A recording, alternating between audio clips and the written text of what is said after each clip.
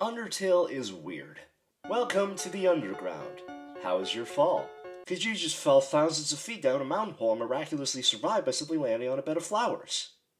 Because that makes sense. Down here is the home of the monsters, which in this world is pretty much a catch-all term for anything that's not 100% human. We have animals, talking humanoid animals, ghosts, skeletons, living fire, vegetation, everything out of your weirdest truck trips, and Jerry. Why are they trapped underground at all? Because once upon a time there was a war between humans and monsters. Why? I'll explain later, trust me. Anyway, the humans won. Now the monsters are trapped underground with no way to escape, besides just building a giant ladder and climbing out the same hole that child fell into.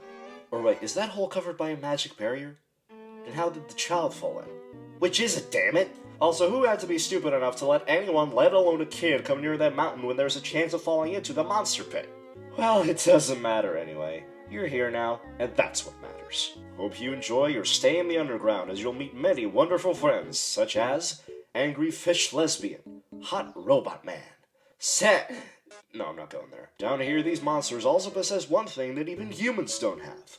Magic. And by magic, I mean excuse for any logistical questions you may have about this world.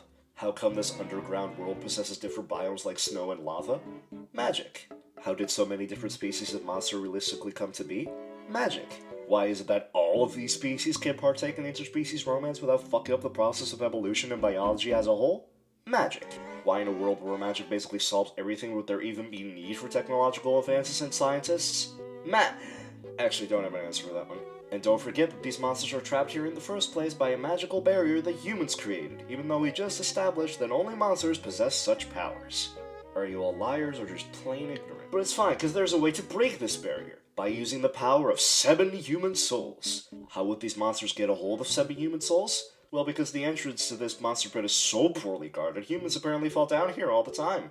Thus, the monsters already possess 6 of the souls required, and still need 1 more. So... well, this is awkward, but you're kind of the last soul they need, and you're probably gonna get killed horribly. Have fun dying, small child. Hope you enjoy the feeling of life fleeting from your eyes. Did this video just totally change tone from silliness to serious conflict like a family singing in a car interrupted by the car exploding?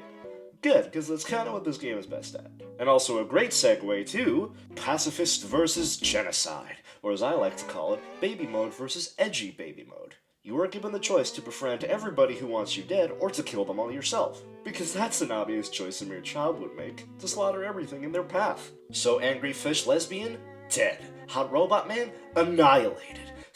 No, not you! Why would death matter to monsters at all when ghosts are a thing? Why would all of these powerful warriors be killed so easily by a mere child holding a knife? Magic, obviously, you know the deal by now. And it doesn't matter anyway. If you die, you could just reload your save file and try again. Yes, save files are a plot point now, you're basically immortal. What of it? You're not the only one who uses them. Just look at this little flower over here. And not only are you immortal, but you're also probably possessed by another murder child who came before you and looks exactly like you. What, that doesn't make sense to you? Well, allow me to explain in full detail just how much sense it makes. You see, once upon a time, before the war, a human child fell down the same hole you fell into. Because monsters have apparently always lived underground and would thus have no reason to complain when they're eventually trapped there. This child got taken in by a goat family, instead of being taken back to the human world to get their real parents back. This child eventually got super sick and was at the brink of death, so, instead of literally anyone else, Goat Boy over here decided to bring their dying body back to the human world to ask for help, even though there's probably a magic spell that could have helped with this anyway. So after climbing out of the very tall monster pit whilst basically holding a corpse, this small child went to a human village. The humans see this small monster kid carrying the body of a human kid and, instead of seeing the clear sadness in the boy's eyes and trying to help the poor thing, immediately turn on him and murder the bastard. Goat Dad obviously isn't happy with this and, because he just conveniently happens to be the king of all monsters, declares war on the humans. That's how everything started. And then through magical determinational bullshitation, the dead goat boy got turned into a flower, who's now evil. And also that human child was probably evil too and their soul is now linked to yours or something. See? I told you it would all make perfect sense. So as a quick summary, Undertale is a game about children falling down holes and interacting with monsters by either befriending them or killing them while never even thinking that maybe it's not worth it and should just go back to the flower bed they landed on. Did you get all that? Good. That was the simple stuff.